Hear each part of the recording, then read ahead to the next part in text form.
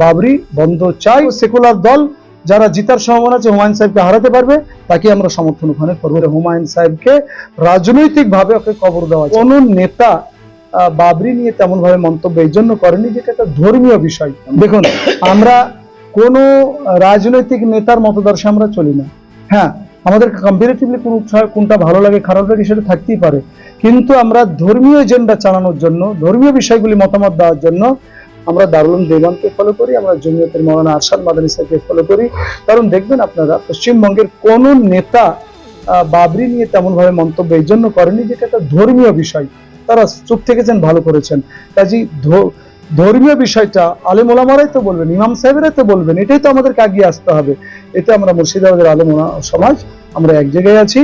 বাবরি বন্ধ চাই, নাহলে হুমায়ুন সাহেবকে রাজনৈতিক ভাবে ওকে কবর দেওয়া চাই, রাজনৈতিক কবর হওয়া দরকার। কবর দিতে গেলে কি আপনি কি কোনো দলের আমাকে যে দাঁড়াতে হবে তা তো নয়।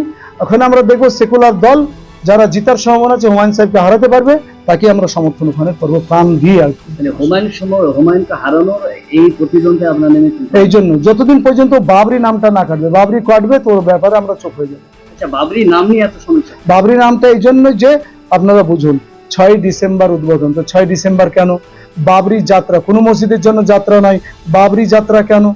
আবার 5 লক্ষ গীতা পাঠ করলো ইতে কলকাতা ব্রিগেডে, উনি বলছেন আমার 1 লক্ষ কোরআন পাঠ হবে। এইসব এজেন্ডাগুলি ধর্মের নাম দিয়ে কেন চলবে? উনি রাজনৈতিক প্রতিদ্বন্দ্বিতা করবেন, রাজনীতির ময়দানে করুন, কিন্তু ধর্মীয় বিষয়টা তো আমাদের আলেম ওলামারা হচ্ছে ধর্মগুরু, তাদের পরামর্শ ওনাকে মানা উচিত।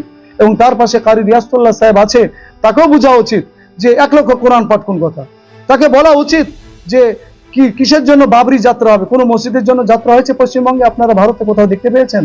কাজেই এই অপ এজেন্ডাকে দমন করতে গেলে, আমাদের মুর্শিদাবাদটাকে বাঁচাতে গেলে সাম্প্রদায়িক আগুন থেকে হুমায়ুন কবির সাহেবকে রাজনৈতিক ভাবে যদি ওকে জব্দ না করা যায়, বিজেপি ওকে বাঁচিয়ে রাখতে চাইবে। আপনার কাছে যে এনআই এর কথাটা বলছেন, আচ্ছা বেলডাঙ্গার বুকে যদি এনআইটা ছিল সুপ্রিম কোর্টের নির্দেশ, তাহলে বেলডাঙ্গাবাসীর কথা, মুর্শিদাবাদবাসীর কথাটা কোথায়?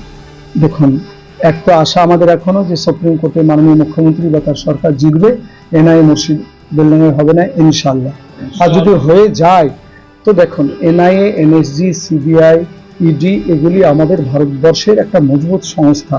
এতে যে সবাই খারাপ লোক আছে তা নয়, ভালো লোক আছে, আমাদের দেশের জন্য কাজ করে, কিন্তু এরা আমাদের স্বরাষ্ট্র দপ্তর কর্তৃক নিয়ন্ত্রিত।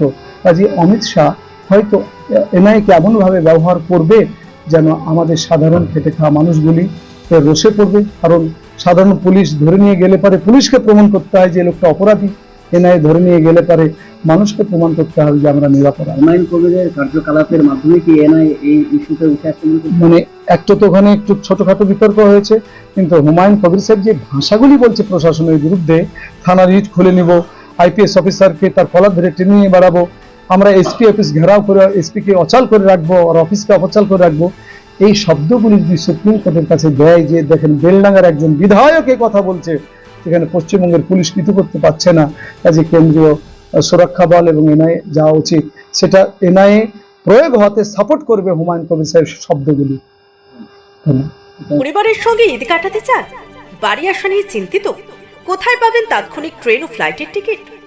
আমরা মুর্শিদাবাদের সবচেয়ে বিশ্বস্ত এবং নির্ভরযোগ্য ট্রাভেল এজেন্সি বাপি ট্রাভেলস। আমরা তাৎক্ষণিক ট্রেন এবং ফ্লাইট বুকিং এর সঠিক পরিষেবা এবং পরামর্শ দিয়ে থাকি।